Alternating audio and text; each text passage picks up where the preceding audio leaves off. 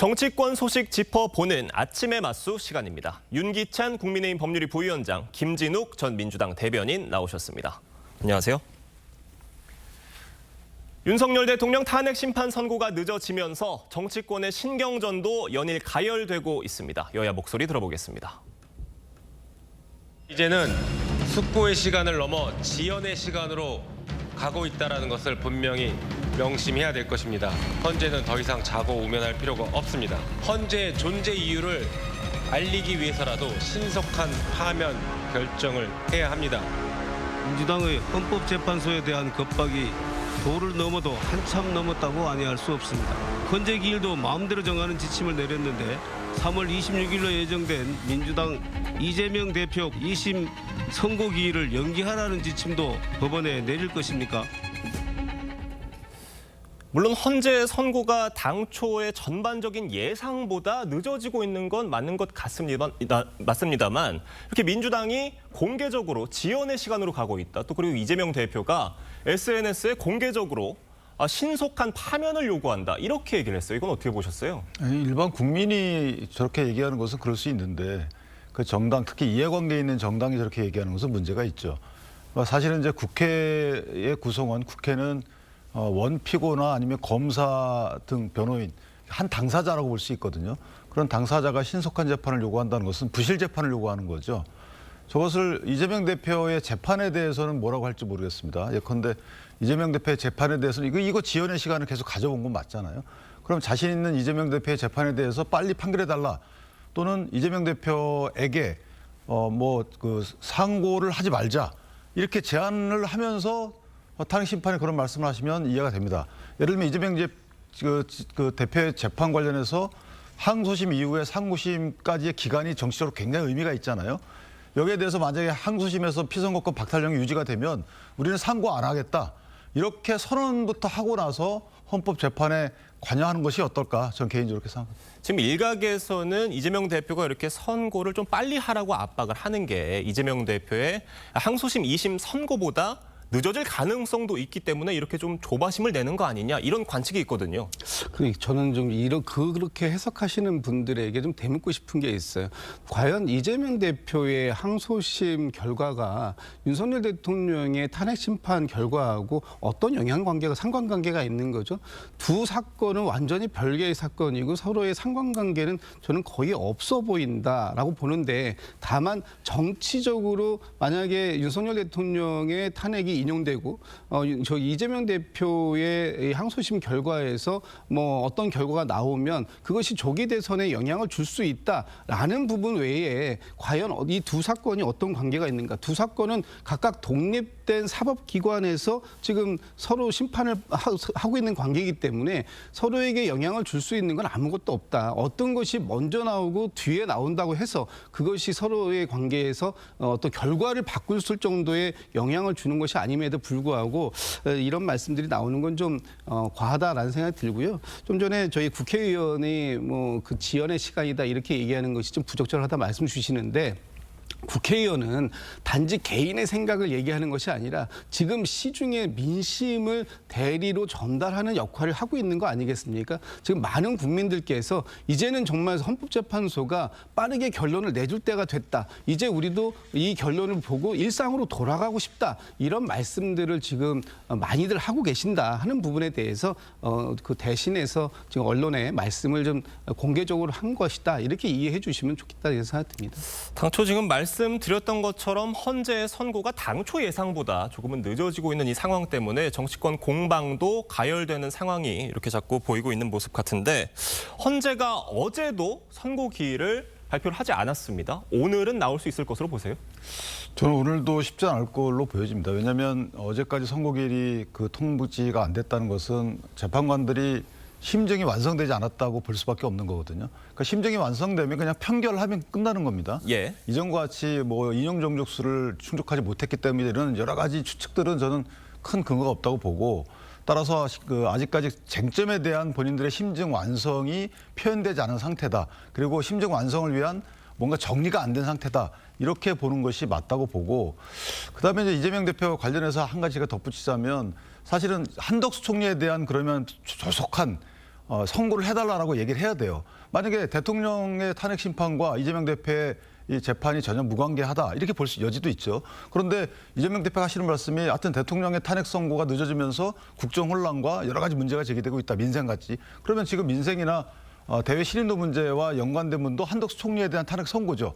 그럼 이것부터 먼저 선고해달라. 대통령에 대한 탄핵 선고에 대한 만약에 심증이 완성이 안 됐다면 그럼 그건 그렇다고 치고 한덕수 총리에 대한 것은 19일 날 대통령보다 일주일 먼저 결심이 됐거든요. 그렇다면 쟁점이 비교적 단순하고 하기 때문에 이것부터 선고해달라고 하는 것이 오히려 그렇게 하면은 진정성을 저희가 이해할 수가 있을 것 같다. 이렇게 생각합니다.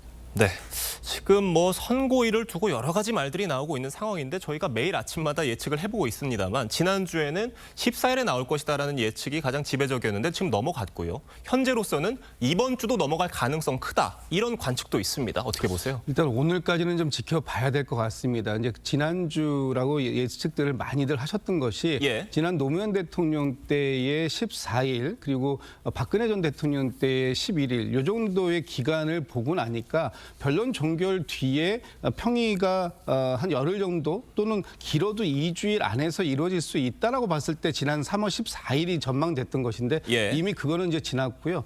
보통 이제 이 판결을 하기 전에 날짜 선고 기일을 잡으면 2, 3일 전에는 통상적으로 이제 양측 청구인 측하고 피청구인 측 그리고 이제 거기에 전달이 되고 난 이후에 언론에게도 이제 알려주지 않습니까? 그런 그 과정이 필요하기 때문에 이번 주 금요일까지를 목표로 본다면 오늘 정도까지는 어느 정도 선고 기일이 정리가 돼서 발표가 되는 것이 마땅하다라고 이제 지금 많이들 전망하시는 건데 오늘이 넘어가는 순간 아마도 이번 주도 어렵겠다라고 이제 보는 것이죠. 예. 지금 한간에는 많은 정보지들에서 뭐 이런 날짜 저런 날짜 뭐 내일은 한덕수 그 국무총리에 대한 것 모레는 대통령에 대한 것 뭐 이런 식으로 많은 정보가 나옵니다만 사실 그 최종적으로 헌법재판소가 날짜를 그 선고 기일을 지정하기 전까지는 그건 다 가짜 뉴스가 될 수밖에 없는 상황이고 오늘 오전 중에 또는 늦어도 오늘 오후 정도까지 이번 주 중에 선고 기일이 지정될 수 있다면 좋겠다. 지금 그 많은 국민들이 지난주 주말에도 광장으로 나왔던 많은 국민들, 뭐 탄핵에 찬성하는 분들도 있고 반대하는 분들도 있습니다.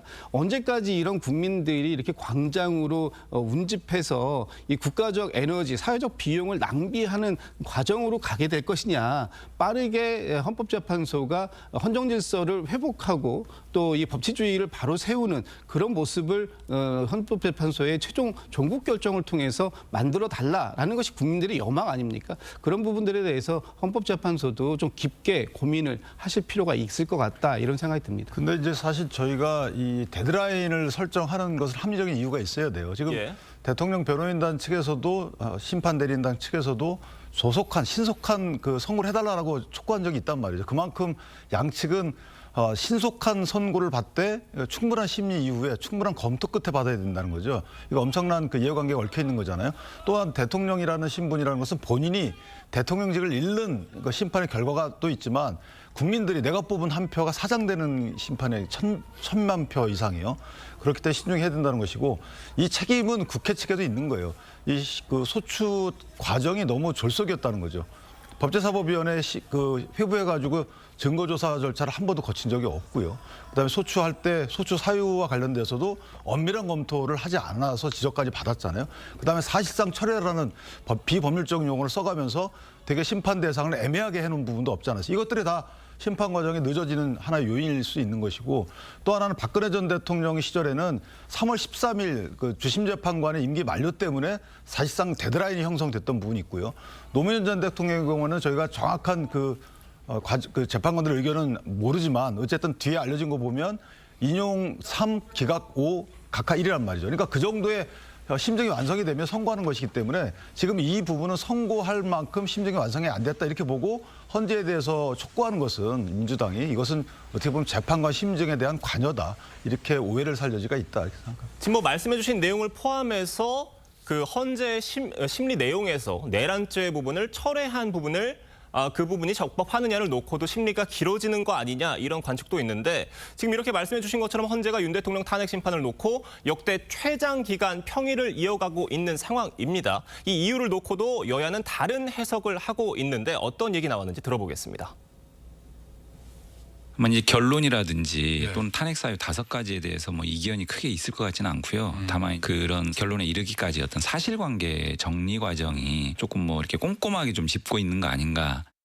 인용할 만큼의 재판관 숫자가 확보됐다면 문영배 권한 대행으로서도 미룰 이유는 전혀 없다고 생각을 합니다. 오히려 지금 머뭇거리고 있는 것은 그 반대 상황이기 때문일 거라고 저는 생각합니다. 지금 뭐 정치권에서도 다양한 해석과 추론들이 나오고 있는 상황인 건데 크게 2가지 같아요. 그러니까 헌법 재판관들이 아직 결론을 내리지 못해서 서로 이견이 있는 상황이라 평의가 길어진다 이런 내용이 있는 것 같고요. 각각 결론을 내렸는데 지금 결정문 작성에 공을 들이느라 시간이 좀 길어지고 있는 거다 이런 주장도 있는 것 같습니다. 어느 쪽이 맞다고 보세요? 저는 전자가 맞겠죠. 결정문 같은 경우에는 제가 볼 때 크게 문제가 될 게 없어요. 그다음에 이용호 의원님 말씀도 좀 동의하기 어려운 것이 쟁점별로 5개 탄핵 사유 중에 사실 3가지 탄핵 사유에 대해서는 크게 그 사실관계 인정에 대해서는 문제가 안 돼요. 나머지 이제 판단의 부분이 남아있기 때문에 그 부분은 제가 정리가 됐을 것 같고 나머지 이제 2가지 부분이죠. 국회 봉쇄 문제와 그다음에 체포 문제. 이 문제에 대해서는 2가지 쟁점이 있는 것인데 첫 번째는 그런 사실이 있는지 여부에 대한 사실관계 인정. 근데 사실관계 인정이라는 것은 먼저 결론을 내놓고 증거를 찾는 것이 아니고 증거가 이게 신빙성 있는지를 먼저 검토한 이후에 그 신빙성 있는 증거를 퍼즐처럼 맞춰서 사실관계를 인정하는 거기 때문에 결국 증거의 문제로 돌아가는 거죠. 따라서 이게 전제와 그 후속 조치가 안 맞다는 부분이고 이용호 의원님 말씀은 장동혁 의원님 말씀도 약간 동의하기 어려운 것이 만약에 인용이든지 기각이든지 심증이 완성돼서 본인들의 의견이 표출이 됐다면 이것이 변동하지 않다면 선고를 하면 돼요. 따라서 저 부분도 저는 동의가 되기 어렵고 그렇다면 남은 것은 쟁점별로 아직까지 이 재판관들의 평의 과정이다. 또는 판결 전까지 심증 완성 단계에 이르지 못했다. 이렇게 보는 것이 맞다 생각합니다. 김진욱 대변인님은 이유가 어디 있다고 보세요? 저는 지금 뭐 쟁점에 대해서는 어느 정도 다 마무리가 됐다고 보는 것이 합리적일지 않을까 싶습니다. 방금 전에 이 쟁점 5가지가 있는데 그 중에 그 사실관계 인정되는 부분은 한 3개 정도 있다 이렇게 말씀 주십니다. 그런데 저는 이 5가지의 쟁점들 가운데 사실관계는 다 확인이 됐다고 봐요. 다만 여기에서 평가를 어떻게 할 것이냐 그 부분은 남아 있을 수 있습니다. 그런데 5가지가 모두 유죄, 헌법 위반을 받아야 대통령의 탄핵 심리가 인용되는 것은 아니다. 그중에 1~2개라도 이 위헌과 위법성이 중대성이 있다면 그 부분을 가지고도 얼마든지 이 인용 결정을 내릴 수가 있는 겁니다. 그렇기 때문에 뭐 5가지 쟁점의 모두에 대해서 합의가 반드시 필요하겠지만 그 과정 속에서 이견이 있는 부분들을 정리하는 것 이것은 크게 시간이 걸릴 문제가 아니다라고 보고 지금 여전히 그럼에도 불구하고 이 선고 기일이 지정되지 않는 부분들은 아마도 한두 가지의 작은 부분들이 있는데 그런 부분들에 대해서도 좀 서로가 인용 결과나 아니면 뭐 다른 결과가 나왔을 때 그것이 국민들에게 받아들여지는 수용성의 효과를 조금 더 높이기 위해서는 8대0의 어떤 그런 과정들을 만들어가는 것이 좋겠다. 그런 측면을 놓고 봤을 때 지금 정리를 마지막 단계를 하고 있는 것이 아니냐라고 저는 해석을 하고 싶고요. 또 그렇게 해석이 된다라고 보고 이런 과정들 속에서 어쨌든 지금 헌법재판소가 인용이냐 기각이냐 각하냐의 결정을 내리는 것 이것도 중요하지만 이 이후에 있을 그 국민들에게 헌법재판소의 결과가 어떻게 반영되고 수용될 것인가 하는 부분도 헌법재판관들은 굉장히 중요한 요소로 받아들이고 있을 것이다 이렇게 생각합니다. 네, 저희가 다음 소식으로 넘어가 보겠습니다. 민주당이 최상목 권한대행을 향해 마은혁 헌법재판관 후보자를 오늘까지 임명하라면서 사실상 최후 통첩을 날렸습니다. 여당 반응까지 들어보겠습니다. 더 이상 묵과하기 어렵습니다. 참을 만큼 참았고 기다릴 만큼 기다렸습니다. 내일까지 마은혁 재판관을 임명하십시오. 헌법재판관이 지위로 인정한 것이 아니기 때문에 최상목 대행은 지금까지 자세를 그대로 유지하면은 아무런 문제가 없다고 생각합니다.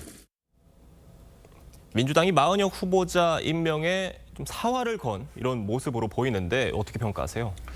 물론 이제 뭐 그 대통령 탄핵 심판에 관여할 수 있는 그 여건을 만들려는 의미도 있겠죠. 그런데 저는 개인적으로 그것보다는 마은혁 재판관이 만약 한덕수 총리에 대한 탄핵 선고가 이루어지게 되면 마은혁 재판관에 대한 임명은 상당히 어려워진다라고 생각하는 것 같아요. 그러니까 한덕수 총리에 대한 탄핵 사유 중에 마은혁 재판관 등을 임명하지 않은 임명 보류에 대한 게 있거든요. 예. 근데 임명하지 않은 것에 대해서는 국회 권한을 침해했다라는 판단을 받았어요. 그런데 더 나아가서 만약에 그 임명하지 않은 것이 위헌이고 이것이 중대하기 때문에 파면 사유다. 여기까지는 아직까지 나오지 않은 상황인데 네. 이것이 한덕수 총리에 대한 탄핵 선고 결정문에 보면 나올 가능성이 커요. 그러니까 오늘 내일 또는 뭐 조만간에 한덕수 총리에 대한 탄핵 선고가 있을 것으로 예상하는 민주당이 그 한덕수 총리의 탄핵 선고 전에 마은혁 재판관의 임명을 독촉하는 것이 아닌가. 따라서 이것은 헌재 결정을 넘어서는 어떻게 보면 헌재 결정문에 없는 것을 그 최권한대행에게 촉구하는 거기 때문에 저 자체도 사실 부적절합니다. 지금 최대행이 오늘까지 뭐 어떤 결론을 내릴 가능성이 있다고 보십니까? 아마도 국민의힘에서 계속 불복을 종용하고 있는 과정들 속에서 최상목 권한대행이 지금 국민의 그 대통령의 권한을 대행하고 있는 것이 아니라 국민의힘의 어떤 그 권한을 대행하고 있는 게 아닌가 이렇게 지금 비판받을 수 있을 여지를 남겨놓고 있는 겁니다. 지금 그 헌법재판소에서 마은혁 재판관 후보자에 대한 임명을 하지 않는 것이 위헌적인 요소다라고 판정을 내린 것이 벌써 3주가 지났습니다. 지금 최상목 권한대행은 계속해서 어제도 이 방통위법을 거부권을 행사하면서 위헌적이다. 그렇기 때문에 거부권을 행사할 수밖에 없다라고 얘기했는데 본인 스스로가 지금 위헌적인 행동을 계속해서 하고 있는 거예요. 그런 상황에서 다른 행위들이 위헌적이다라고 얘기하는 것은 굉장히 이율 배반적인 행위가 아니겠느냐라고 보는 것이고 지금 이 그 한덕수 권한 대행에 대한 탄핵 심리 이것도 어차피 이 마은혁 재판관 후보자에 대한 임명을 하지 않은 행위 이것에 대해서는 위헌 결정이 헌법재판소로 나왔기 때문에 한덕수 권한대행이 설령 다시 복귀를 하더라도 이 부분에 대해서는 기속력이 있는 겁니다. 헌법재판소의 결정에 대한 기속력을 가지고 한덕수 국무총리 권한 대행도 이건 수용하고 임명해야 되는 절차예요. 그렇기 때문에 이것이 지금 뭐 문제가 된다 이게 아니라 가장 좋은 것은 최상목 권한대행이 세 사람 중에 두 사람을 임명하고 선택적으로 한 사람을 임명하지 않은 이 과정을 본인이 결자 해지하는 차원에서 수습하고 이걸 치유하는 것이 가장 좋은 방안이다. 그 민주당은 지금 그 방안을 처리할 수 있도록 합법적으로 치유할 수 있는 시간을 지금 드리고 있는 것이다. 이렇게 말씀드리고요. 꼭 오늘 중으로는 임명하셨으면 좋겠다. 이런 말씀 드립니다. 지금 말씀해 주신 그런 내용들을 이유로 들면서 민주당이 최상목 권한대행을 탄핵할 수도 있다. 이런 얘기 지금까지도 해왔고 뭐 이제 있는 본회의에서 정말 올릴 수도 있다. 이런 얘기까지 거론이 됐다고 하는데 일각에서는 이제 더 이상 국가 컨트롤 타워를 흔드는 일은 없어야 된다. 이런 우려 섞인 목소리도 나오고 있거든요. 어떻게 보세요? 국가 컨트롤 타워를 흔든다라고 보는 것이 아니라 국가 컨트롤 타워가 제 역할을 해주기를 당부드리고 있는 겁니다. 지금 최상목 권한대행이 국가 컨트롤 타워에 올라가신 지가 2달이 넘었습니다. 그 2달 동안 과연 우리 국가가 얼마나 안정적으로 이루어진 게 있습니까? 뭐 미국으로부터는 민간 국가 지정도 받고 지금 경제적으로는 굉장히 어려운 상황이 있는데도 그 어떤 한 가지도 풀어내지 못하고 있는 거 아닙니까? 그렇다면 지금 이 최상목 권한대행이 본인에게 그 부여된 이 권한대행으로서의 역할을 거부권을 9번이나 행사하는 것으로만 쓸 것이 아니고 제대로 된 국가 운영을 할 수 있도록 노력해야 된다. 그런 부분들을 지금 민주당이 계속해서 주문을 드리고 있는 것이라는 것이고요. 예. 또 뭐 줄탄핵 얘기가 나오는데 최상목 권한대행에 대해서는 탄핵으로 갈지 아니면은 뭐 그 직무유기에 대한 고발로 갈지 뭐 이런 부분들에 대해서는 계속해서 당에서 심도 있게 토론이 진행되고 있기 때문에 아직까지 최종 결론은 나지 않았습니다만 그런 결론이 나기 전에 최상목 권한대행이 스스로의 행위에 대한 치유 행위를 좀 하셨으면 좋겠다 이런 생각 드립니다. 윤기찬 변호사님은 어떻게 근데 보세요? 민주당이 그런 결론을 정말 낸다면 최상목 권한대행을 정말 탄핵까지 간다면 어떻게 될 거라고 보세요? 못할 것 같고요.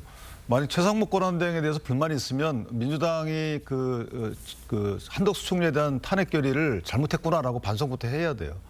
왜냐하면 최상목 권한대행에 권한대행을 준 것은 민주당이에요, 사실은. 그러니까 권한대행을 줘놓고 나서 왜 이렇게 못하냐라고 하면 문제가 있는 것이죠. 그 격화되고 있는데 민주적 정당성에 사실 거기에 대해서 민주당이 미안하다라고 해야 되는 부분이고 예. 마은혁 재판관을 뭐 오늘 중으로 만약에 임명을 원한다면 여야 합의를 오늘 중으로 거치면 됩니다.